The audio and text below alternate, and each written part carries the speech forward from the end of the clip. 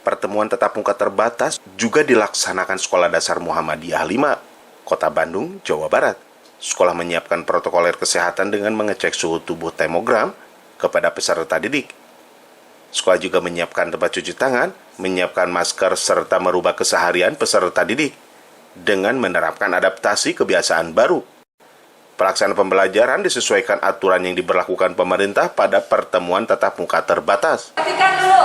Baik, Pak, terkait dengan PTMT nih Pak di SD swasta Muhammadiyah nih Pak, yang saat ini dilaksanakan. Kira-kira apa saja Pak pada program dan kegiatan yang pada dilaksanakan ini? Baik.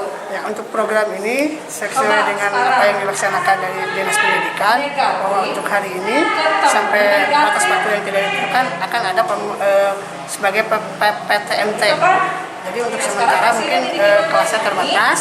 Jadi untuk kedepannya insya Allah akan lebih baik lagi. Oke, baik Pak. Adapun schedule untuk peserta didik nih Pak, ini dibatasi berapa persen, lalu kemudian timing ya Pak, durasi ya Pak ya? Seperti apa di sini Pak? Kalau untuk durasi itu sekitar 1 jam. Kemudian kelasnya dibatasi sekitar 25% dari jumlah siswa.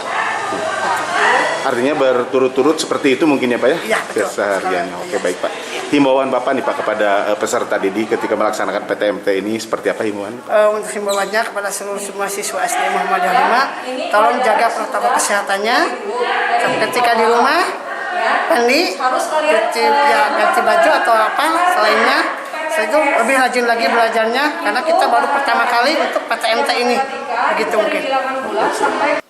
Widi Herian mengabarkan, Hadas TV, Kota Bandung, Jawa Barat.